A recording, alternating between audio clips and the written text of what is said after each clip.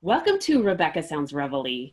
What a show have I got for you today? Well, I am excited, jazzed, enthralled. With me today, I've got someone who is so prolific in the entertainment field. It is unbelievable. You may already be recognizing the man that is sitting adjacent to me.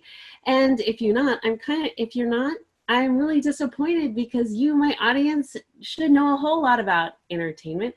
But let me go back a little bit because my guest with me has been in the entertainment industry for many, many years. In fact, he has been, oh gosh, I'm so excited about this. He's been in Swans Crossing.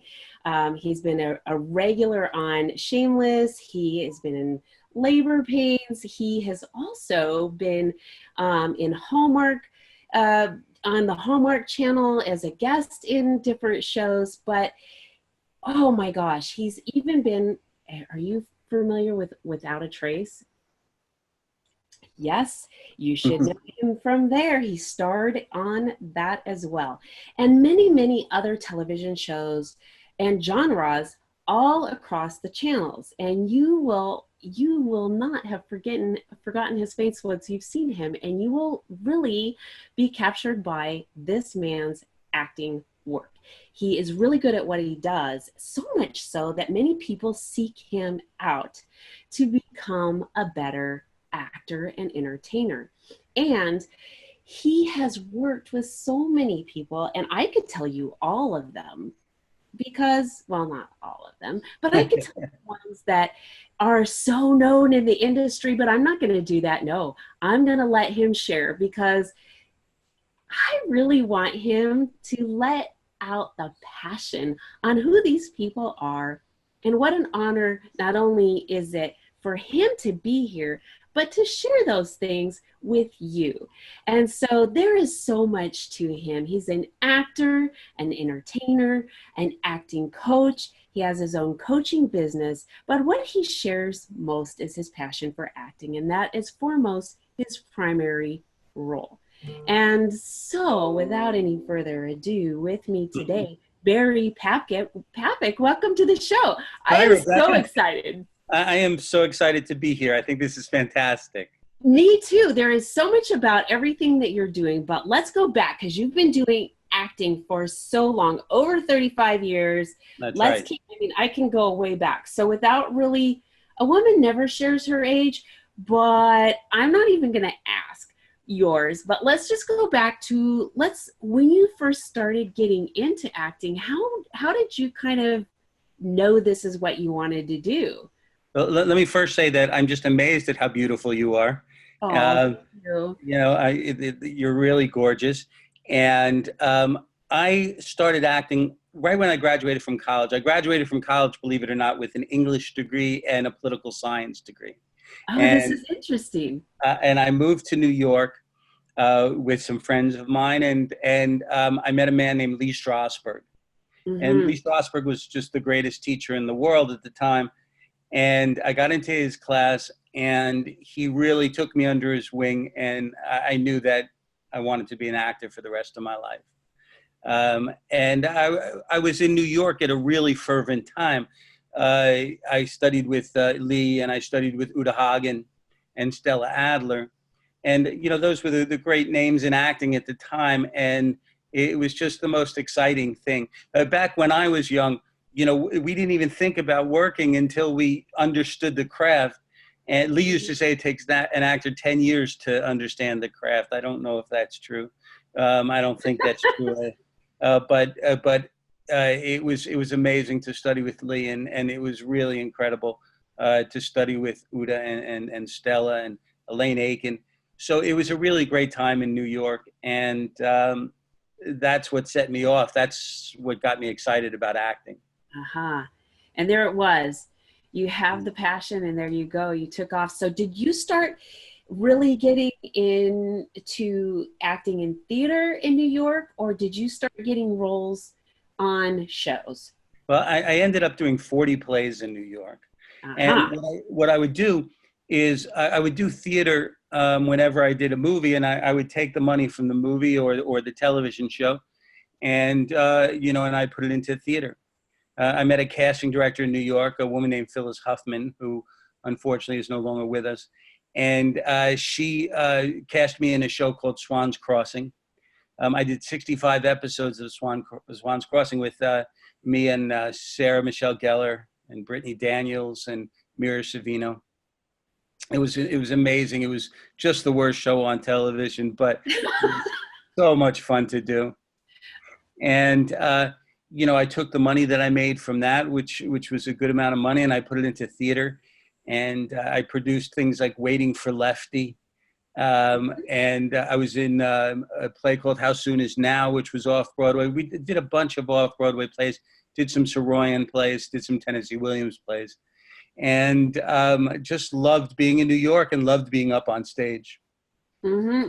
I can feel it as you're talking, and just the passion just from then. Do you still hold that same flame? I do. The way that I keep that passion is because, well, first of all, I love to act. I've been very blessed in my life. I just love to act. And secondly, I love to work with actors. And I've been coaching actors now for about 25 years. I was walking down the block in New York City, and I bumped into an old teacher of mine, a woman named Susan Cohen. And she was opening a studio with John Strasberg, Lee's son. And she said to me, "Would you like to come teach at the studio?" And I was like, "No, I never want to teach." And she said, just come teach a Saturday class. And I did. And I've been doing it ever since. And it's been amazing. And then I met Gus VanSant, and Gus had asked me to come on his set of Finding Forrester and be the acting coach on the set. So I worked with Sean Connery and F. Murray Abraham and Rob Brown, which was amazing. And then, and I've always worked word of mouth. Other directors heard about me because I worked with Gus, and I started to work on sets, and I started to work with other actors. I've worked with Alec Baldwin. I've worked with Sonia Sohn, who I worked with Sonia for 25 years. She was on The Wire, and should have won an Emmy on The Wire. And, she was on Body of Proof, and we still work together today. And I worked with Jamie Foxx. I was hired to coach Jamie on Ray, which we won an Oscar for. So I've been really lucky. I work with a guy named RZA, who's the head of the Wu-Tang Clan. And I do a lot of coaching, a lot of individual coaching, a lot of technique coaching. And, I've been coaching Eric Benet, who is doing a movie. He's an R&B singer. I worked with one of the Fifth Harmony. And it's a funny story. When I wrote on my Twitter one day, just off the cuff, "Oh, I'm coaching a girl from Fifth Harmony." And I got about 100,000 hits that day. And, Oh my goodness. And 10,000 new followers. Oh my goodness. Yeah, it's been pretty fantastic. And, I just love working with actors. And in the meantime, I still make movies, and I still act myself. I was in a movie called Private Parts with Howard Stern, Yes. which was a very popular film. And I was in a movie called Simone with Al Pacino, which was a very popular film. Let me ask you a little bit about that, because Al Pacino's films are very intense. Was there? Yes. So tell me how that is for you, because you are really very versatile in your roles. And when you go for something that is far more intense, because that really takes a lot, doesn't it? It does. It was exciting. I'll tell you, Al and I come from the same background. We were both Strasbergian, and we both sort of started in the same place. So it was really exciting to work with Al. He was an icon. The difference was I had just come from doing a movie with Sean Connery, and Sean liked to do 3 takes and get out of there. Okay. And Al likes to do 60 takes of everything. Uh-huh. So it was really exciting. People ask me, like, weren't you bored doing 60 takes? And I go, hey, if you could be bored working with Al Pacino, then you're probably in the wrong business. Like, that is really an interesting thing to think about in an actor's perspective, because when one really wants to deliver a message to the audience in a specific way and they want to really hit home, they're dedicated in making sure that delivery is Absolutely so specific. And when you're telling me 60 takes, that to me says absolute dedication to making sure that whoever wrote and produced and directed, and now as an actor, I am supposed to deliver this a specific way. I need to ensure that I do that. I mean, this is, to me, is absolutely phenomenal.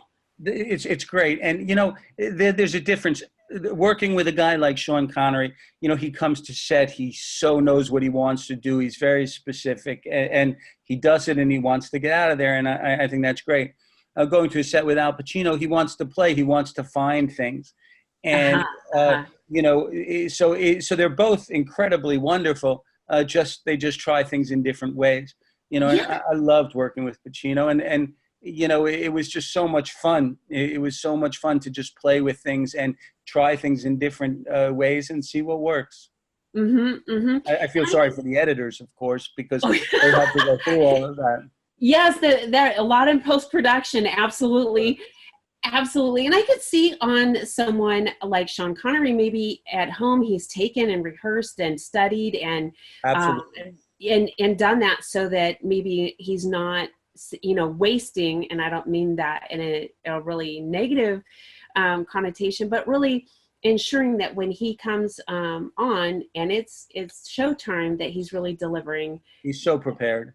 Really delivering, yeah. And not to say either method is one way or another, but both of them have their own method in getting that. And it's really neat to hear you share this, because we don't see this. We only get the hour and a half or the 2 hours, or if it's a series, then the 30 minutes or whatever. Right. But that's all we see on this side. So I think that this is very fascinating. And you now, not only as an actor yourself, but as an acting coach, both of these things you get to see in a lot of different angles, a lot of different lights. Absolutely. And, it's interesting. When I was on set with Finding Forrester, I was working with 3 Academy Award winners.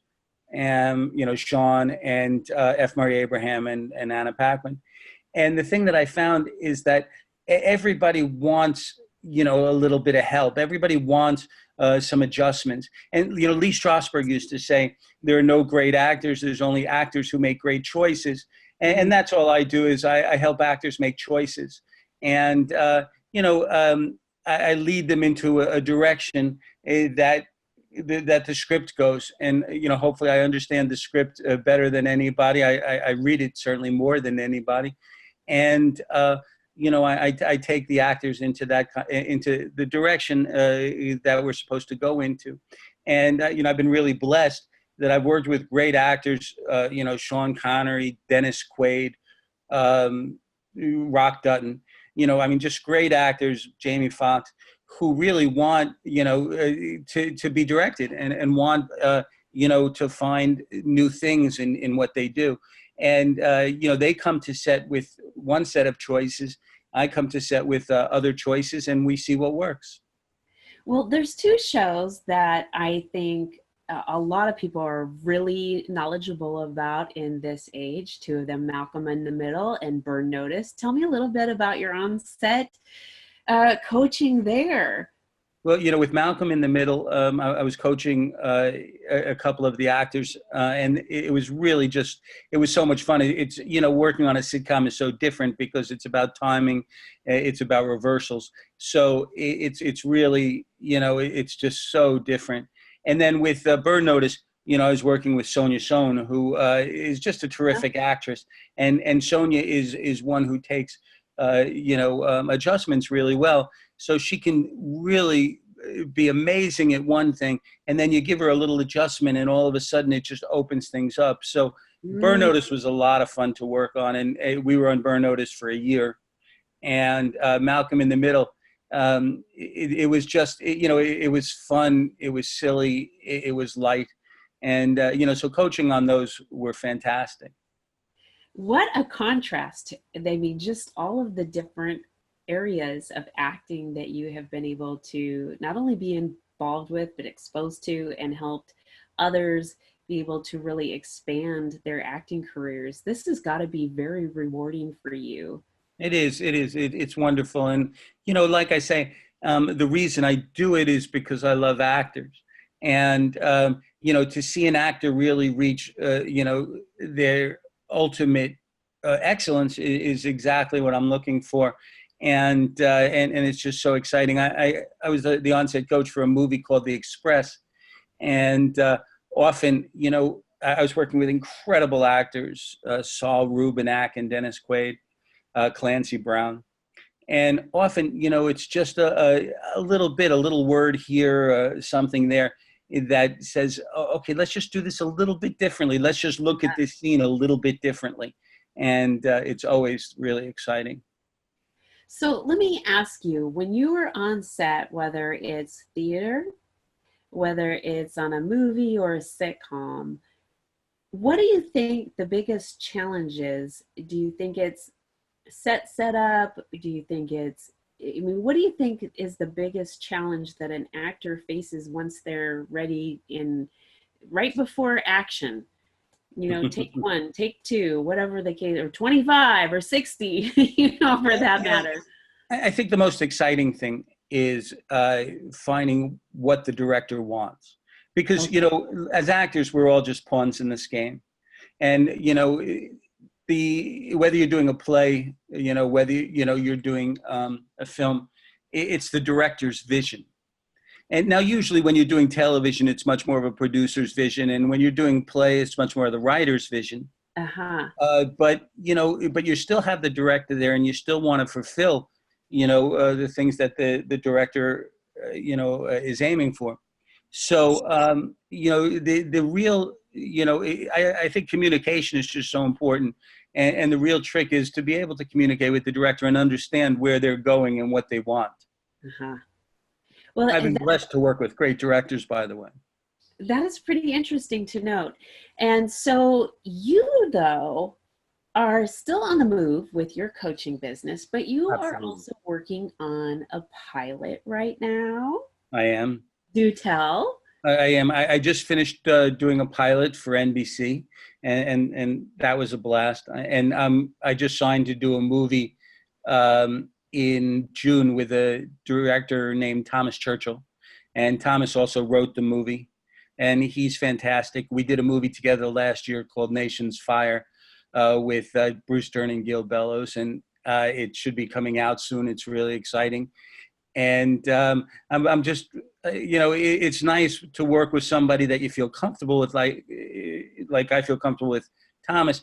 We have a shorthand. It's very easy to work as a director and actor with somebody like that because we understand each other. And I'm really looking forward to doing that film.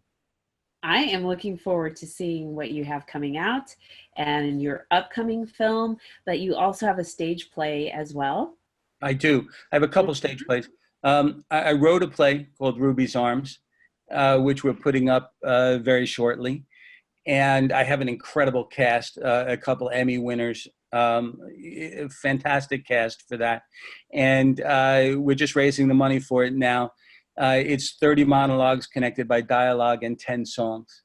Ooh. About a piano player who comes to Los Angeles to become a star and runs into some problems. So Ruby's Arms is something that I'm really excited about. I wrote a pilot called Pearl, which I'm really excited about, and we're trying to sell right now. It's centered around an older woman, and there's not a lot of pilots, I think, that are centered around older women, and it's a very female-centric piece, and I really love it. And I'm doing, I'll be on stage in May for a project called Homeward LA, where I play a homeless alcoholic who, has sobered up enough to, write to his mother and tell him, where he's been. So it's a really exciting project. They're doing it all over Los Angeles, and I'm really looking forward to doing it. Well, I'm anxious to see a lot of these things that you have coming out. I mean, let me just tell you, Barry, if I have, so in the meantime, while I'm waiting for these things to come out, Absolutely. I get a lot of Netflix, Hulu, Amazon Prime, YouTube, you're everywhere. I can watch a lot of your past work while I'm waiting for your upcoming work. And if I'm so inspired that I want to get into acting, tell my audience where they can get involved with your coaching. Absolutely. They can contact me at bpapick@aol.com at any time, bpapick@aol.com. I teach a class on Monday nights, and it's an incredible class, very passionate actors. I really love it. I do all kinds of private coaching, like I said, technique coaching, audition coaching, and coaching when you've already booked something. bpapick@aol.com is an easy way to get in touch with me. The studio number is 818-590-3999, and that's an easy way to get in touch with me. My website is barrypapick.com, and it has a lot of my coaching stuff on there, and it also has a lot of my acting stuff on there. So my acting reels are on there, so you can see who you're working with. And I always say, work with a working actor, because they understand what you're going through on a daily basis. I have a movie coming out next month, by the way, called Bolden, which I was on I was coaching on, and Bolden has been 12 years in the making. And 12 years? 12 years. And I didn't realize that. It's not a studio film. It's an individually financed film. It's an incredible amount of money has gone into it. And it's a gorgeous, gorgeous film. I saw the first cut of it last week, and it's really amazing and very different. It's going to be opening on 300 screens in May. And okay. I'm really excited about it. So on the 300 screens, is it, and it's an independent film, where are we going to be looking for it? In all of the Landmark theaters. So you'll be able to see it all over the country. And it's got some wonderful names in it. And besides that, it's just a really beautiful film. It's something that's sort of never been done before. It's the story of Buddy Bolden, who invented jazz. And it's just really beautiful. I think it's going to be, Wynton Marsalis did all of the music for it. And I think it's going to be accepted really well. It's very different. Well, for a movie to spend 12 years in production, that is, I mean, this is a very long time, very well thought out, specifically plans. I mean, I'm guessing locations and actors, and there's a lot that has really gone into this for something that has been condensed down. So the director is a guy named Dan Pritzker, and he also co-wrote the film, and he did an incredibly wonderful job. He worked really hard. It was his first film. And he was learning, he had a band called Sonia Dada, and he was the lead guitarist and writer, and just decided that this was a subject that had to be touched and upon, and he did, and he was phenomenal. What I like about what you just said is this has never been done, and this was a subject that needed to be touched upon. And I really like to share that type of attitude and mentality with my audience, because I really strive in helping people to get out there and move forward with different things. Don't ever give up with things. Don't ever think that you can't. And one of the things this specifically says is that, and the other thing that I really want to point out is with your acting coaching is if you were to talk to the audience now, what would you say to inspire them if they even thought, this is an industry that I'd like to get into, and I'm not sure. I think I could, but, well, I don't know. I always say this.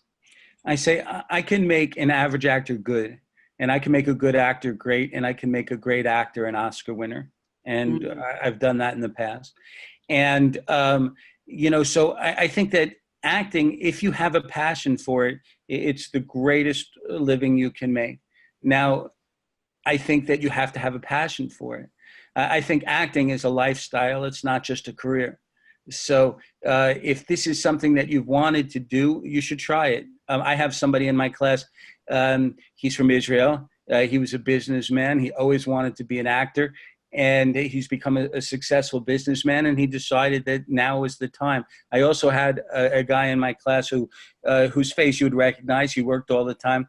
He was Andy Warhol's private photographer, and he was also a photographer for Interview magazine, and he decided that he wanted to be an actor. And actually, Alec Baldwin sent him to me, and he studied with me for 10 years and worked on every episodic you can imagine, and a couple huge films.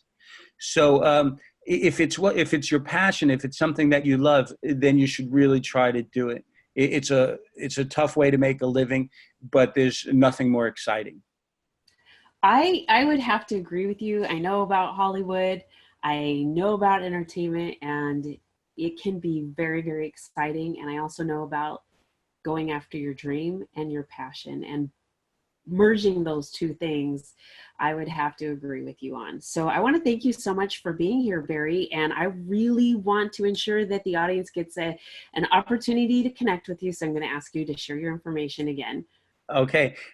You can contact me at bpapick, B-P-A-P-I-C-K, at AOL.com, or 818-590-3999, or barrypapick.com. And if acting is something that you've thought of, or something that you love, come see me, and we'll make it work.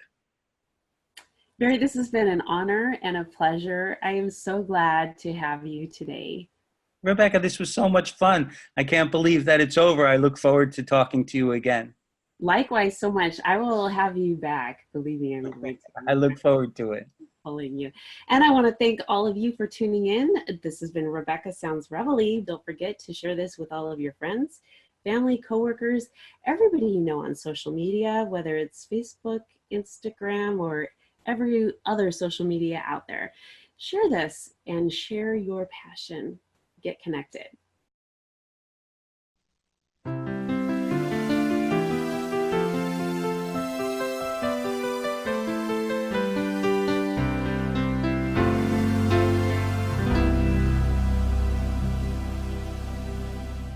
Welcome to Rebecca Sounds Reveille. I am so excited today because with me, I have got somebody all the way from Canada who's a top entertainer and comedian.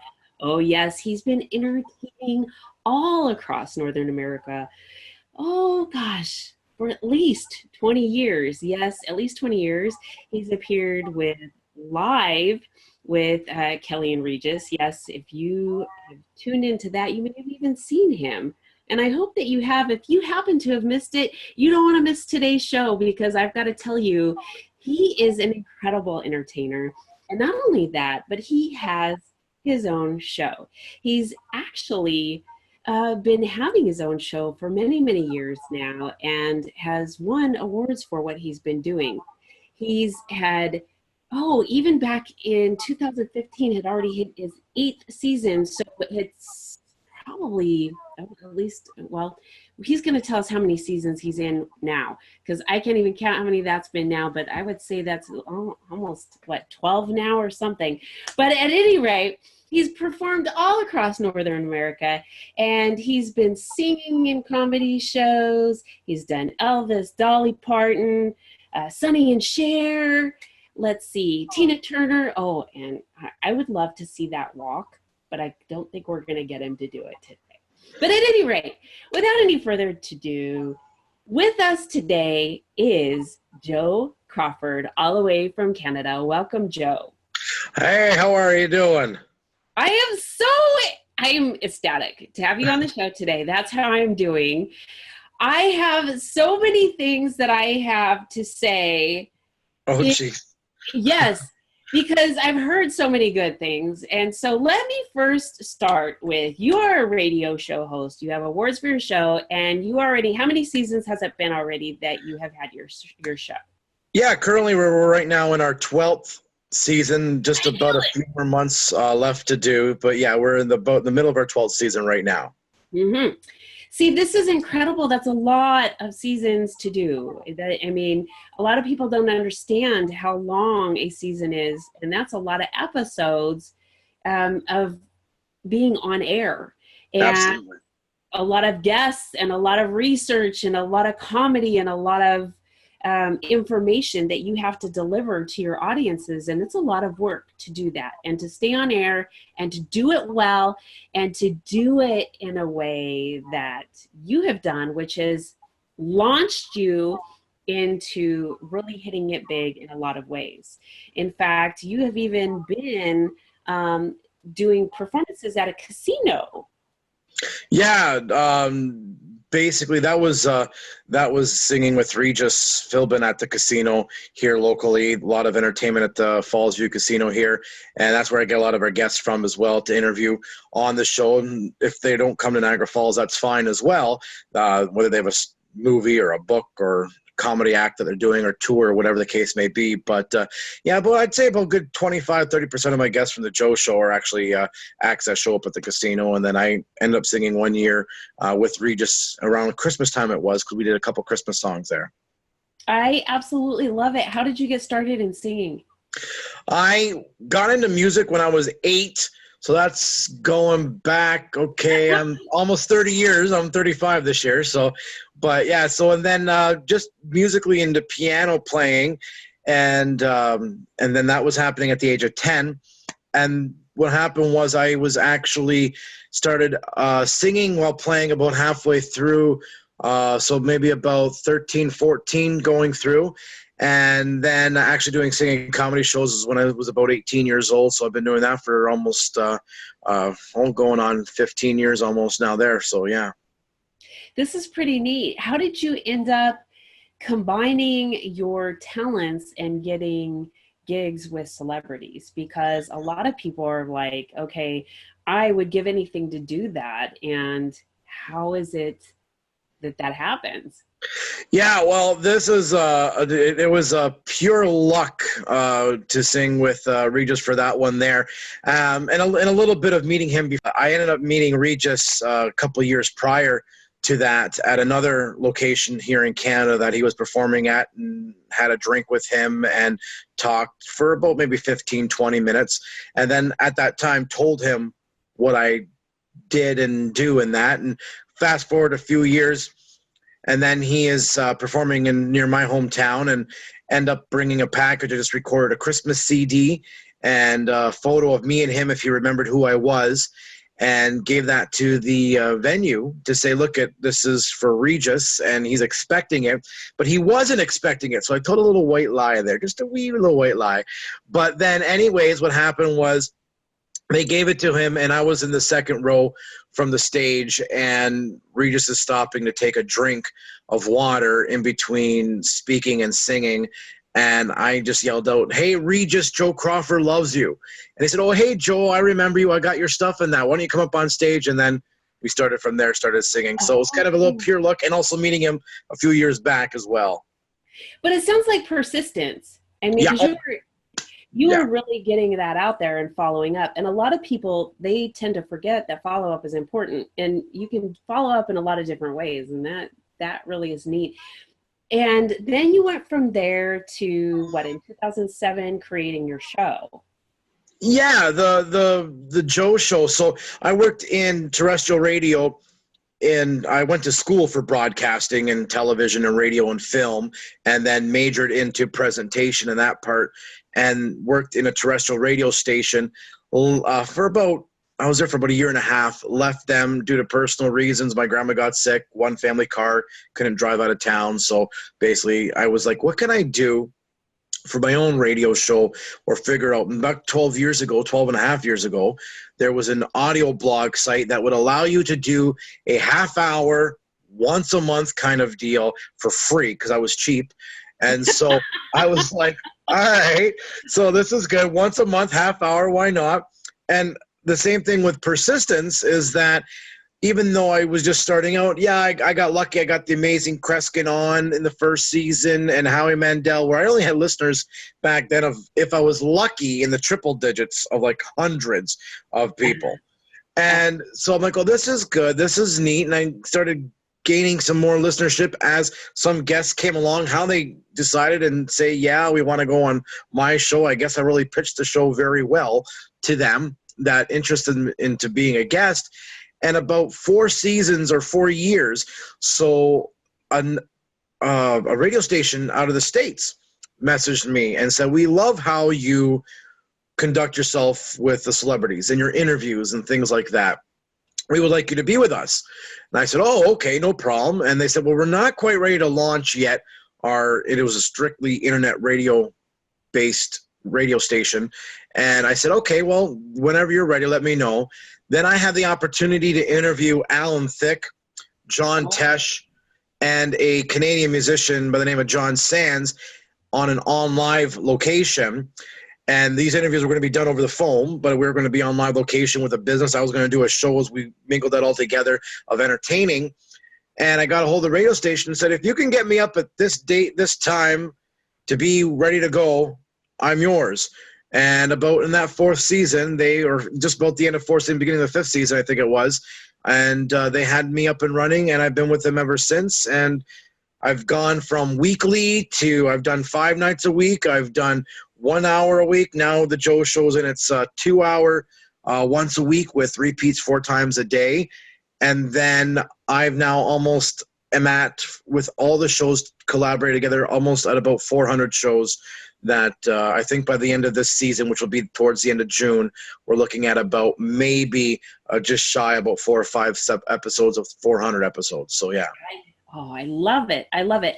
And a lot of times I don't think people realize that, I mean, terrestrial radio is a great platform, but internet radio has really taken off by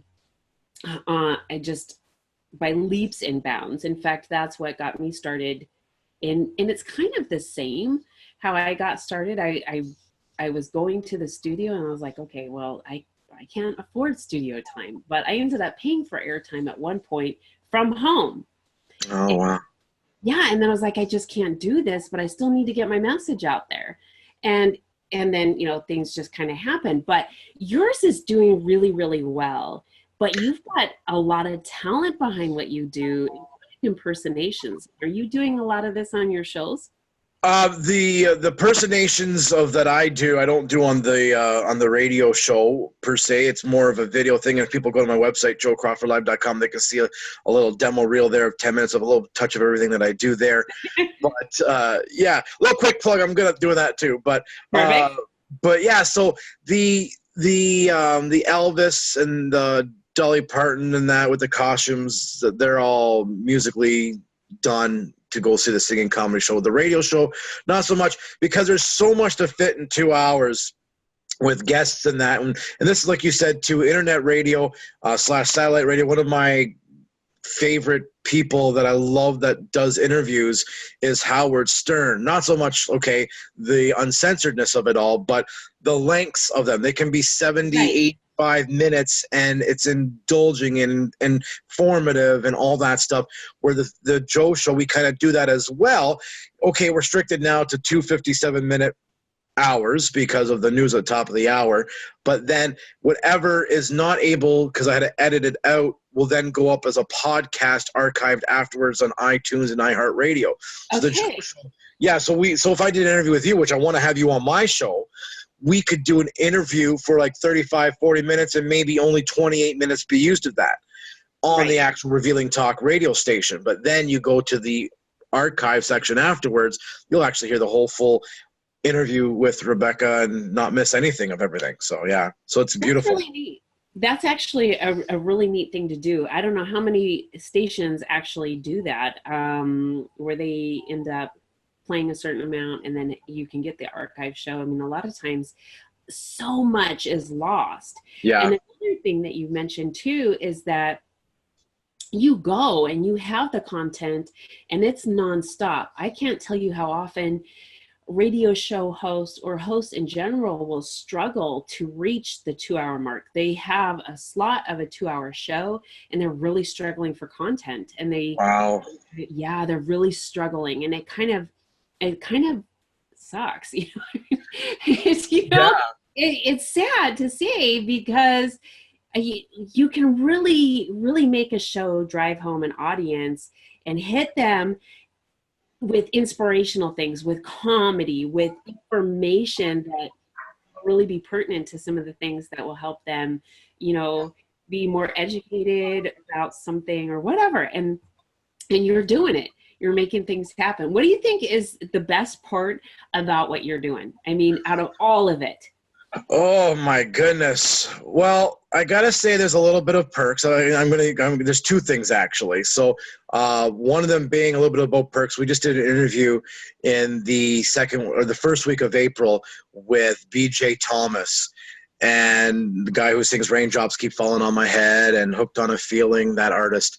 And he's coming to perform actually towards the end of the first week of April.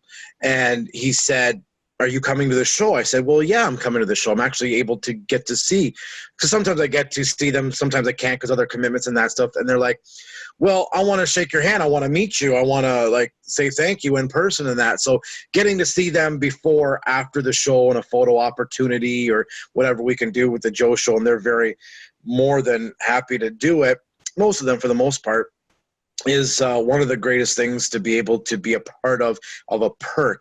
The other thing is that there are, and I actually did an interview with someone in this season where it's shows or TV shows, or even could be books that I don't read, or could be something I would never even heard of before, whether it would be a song or music. There's so many independent artists as well that are very, very talented that I would have never heard of, and being turned on to their music because their PR people are connecting with me to get them on the air for an interview to play their single and that as well. And to know that there's this talent and this great information out there of a TV show or whatever it is that I would have never came across before. And now I'm listening, and maybe they're even in my playlist too. I love what you're saying, though. It's so true, because there's so many wonderful people out there, and we truly can miss the boat. And it is amazing when somebody reaches out to us in an area that we didn't know, and we've allowed to expose ourselves this way, either through a PR agent or through a letter that we've received from them, a book that, like you said, or even some music. I recently received something for our network, and I just was completely blown away by the artist. And I just thought, wow, I mean, would have never guessed. And it's refreshing. It gives you new perspective. It's inspirational. It is really neat. And I'm really glad to hear you say that, because we take for granted sometimes the world that we live in. We don't realize how much other subcultures and cultures are out there that can really, really brighten our world. Yeah. And yeah, I love that. Well, even too, like I've experiences, and I still do it sometimes like this too, where a PR agent will be an agent for multiple people, and one big celebrity, say, that's really, really big, and then the ones I've never heard of before in that nature.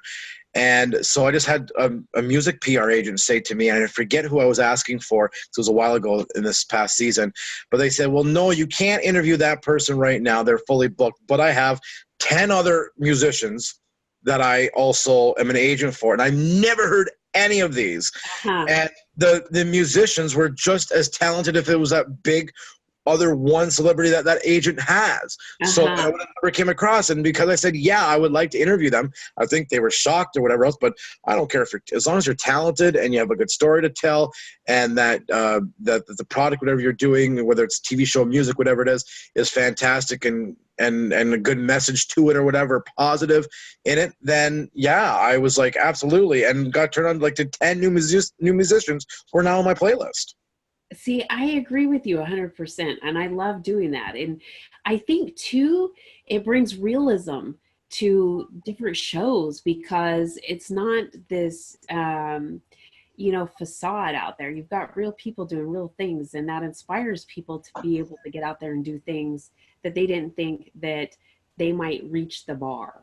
Like, okay, well, I could never do that, or I'm not good enough, or maybe I shouldn't try. But it gives people that little extra oomph, like, hey, I can do this too. Really, they actually have a talent or a good message, a good story, or whatever the case may be.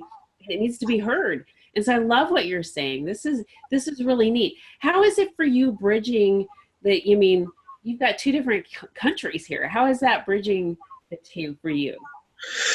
Yeah, so it is kind of neat. I never would have thought. I remember back when I first started with, well, even in the boat, maybe 3 or 4 years into the station, where it was like Canada was my most listeners, and then America was second, and the numbers were always big in Canada. The number was big in U.S. too, but Canada was always on top, number one. And then that day when it switched, when U.S. was, I'm like, I'm losing Canadian listeners now because I'm still Canadian and that stuff there. But the thing is that obviously, and I never clued in, I don't know why, because I'm not great at math, but we only have 30 million and people have 300 million.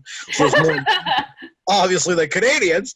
But yeah, so that the listenership has been so great that, and that I wasn't losing Canadians, I was getting more Americans because I was getting more American talent. But because, I don't know, further northern Canada, we're pretty good with the listenerships across border country all along of the whole nation of Canada into the States, and then of course all down in your West Coast and East Coast and southern states there too. But because the stations are so similar, so like your major networks like NBC and CBS and stuff like that, the TV shows we're still seeing the same shows that's being aired on the major networks. Okay. So it still can relate that way. And then even too, it works out where I've had a Canadian author who has been trying to break into the American market and trying to get through American customers, and now with being interviewed with our help, finally getting that little bit of exposure, and then hopefully can build on that to find a contact down there in the States to be like, look at it, I now have American sales. And it's nice to know that we were that little push or help for that author, say. And I know that happened actually a couple times over the years too. So lots of opportunities for both you and your guest by being able to be dual country. This is pretty neat. Yeah, and the other thing is too, which is really neat, because you made a mention in the intro that I've won some awards, the Heritage Awards from the Artists Music Guild, and that's down in North Carolina. I never ever, and still to this day, have ever performed in the United States, but because now the power of the internet and what is able to be done, we were getting these American, and that's how I ended up nominated for, first of all, I was nominated for the radio show for Best Radio Host. And then people look into it and they see on my website, then they see the comedy part and the entertainer part, and then got nominated for Best Comedian and won for Best Comedian, Best Radio Talk Show Host. But again, I never was down in the States and performed, except for the couple times I went down for the awards show. I never performed. I just went down to be a part of it and that. But again, I would have never had that exposure if it wasn't for the internet. And I can still do what I'm doing through the internet and not have to worry about getting a green card or anything else and that stuff. I can still, because I come to the States quite a bit. I have family in the States and that stuff. And I do love to border shop. You guys have better variety taste that we do here in Canada, but anyways, that I do go to the States quite a bit, and I always get questioned saying, do you entertain here? And I say, well, no. And they don't believe it. They go, this is the whole other market. I go, well, I got my market in Canada, but I have other way to get to the States too. And like your show and being able to do videos and that, it's a really great big help. And with the radio show too. I absolutely love it. And I love what you're doing. You have a lot of fun. I think your reach is fantastic. And I would love our audience to be able to connect and see what you're doing as well. Yeah, So if And I appreciate that. I really would like that, because I think that, I mean, making people laugh is really something special, and I think that my audience really needs it. I really encourage my audience to find something that they can do to help them move forward, and as soon as the show is over. In fact, sometimes even while they're watching, but for right now, after the show, in this case. So if today they could go and find a way to laugh and then, find some joy in their day. And if it means that they're tuning into you every day and they're being able to laugh, and I mean, this is an important thing, because it really changes the perception on how they look at day-to-day things, especially a lot of negative things that come in. And there's a lot of things going on in our world that really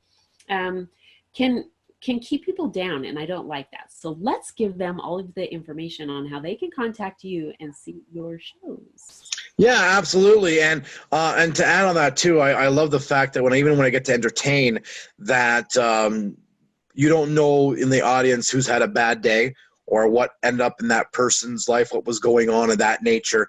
And so then usually at the end of the show, not usually, but sometimes at the end of the show, I had someone come to me and say, you know what? That made me laugh. I got away for like 90 minutes or that 60 minutes, and you made my day brighter, and thank you. And those little moments there, and even doing the radio show that or listening to an interview, if it gets them out of that funk, that bad mood, or whatever this case may be, that's the reason why I'm doing what I'm doing, and making people laugh and enjoy their time while they can let it pass by. But they can hear the Joe Show and see me. Everything, the central base is Joe Crawford Live.com, JoeCrawford, like Cindy Crawford, but no relation, live.com. And then there they can follow along and see with the Joe Show. We have a Joe Show tab, and the Joe Show ends up playing there through our player. And then there's also an archived section that's hyperlinked that people can check that out and hear all our past shows over the past, since I think season 10 we have up there right now, that the database was only allow us. Yeah. So, and then of course, Facebook, all the social medias there. So I have Facebook, I have Twitter, the Joe Show page is there as well. And then also too on Instagram. We do here in where we're located in Canada, in the Niagara Falls area, that every Monday through Friday we do a 1-minute Warrior weather update. Within that, we also add in, don't have to even be from the area, we add in, this is a play on words, get your mind out of the gutter right now. It's called a Daily Dick of the Day, DYK, did you know? And it's, yeah, so there you go. That's why I say get your mind out of the gutter. And so that there's always a fun fact on there. And then we do end up giving away prizes as well. And you don't have to be from Canada or specifically from where we are located in the Niagara area. You can be in the States too. We've given away cash prizes and other tangible prizes that are in your hand that you can actually win, and paraphernalia too, of shirts and mugs and Joe Show caps and stuff like that. So it doesn't matter where you live, the Joe Show is accessible and available through JoeCrawfordLive.com, and click on everything that's there, the social database, and then everything of me anyways. Click on me, basically. I love it. I love it. And I want to thank you so much for being here today and sharing with us a little bit of things about yourself, and some things to also help us get a little bit of a laugh today. And thank you. Oh, I appreciate it. Thank you very much. And just before we go, I should say that the Joe Show can be heard also on Revealing Talk Radio. That's the actual radio station. And Perfect. So they do revealingtalkradio.com every Sunday at 4 p.m. Eastern, and repeats 4 times a day. They can check that out. Rebecca, I greatly appreciate it. You're a darling. I'm going to get you on my show before we end for the season to talk with you and turn the tables around, because usually I don't get interviewed that much, so this is probably like I can count as many times I've been interviewed in my life on one hand. But I'm going to turn the tables on you and have you on my show. Well, I am so honored that you're here, because I mean, I've been just dying to talk to you, and I've been really excited about today's meeting. And I I wanted our audience to be able to connect with you, because like I said, I really want people to leave with the ability to go and laugh and be entertained and something a little bit more uplifting. And a lot of times we give a lot of tidbits for inspiration and things like that, being that that's the goal of my show, is to help people have healthier, happier lives and things like that. But the big thing is we need things to help keep us laughing. Laughter is the best medicine, and you right now have the medicine in the cabinet, Joe. Just call me Dr. Joe. All right.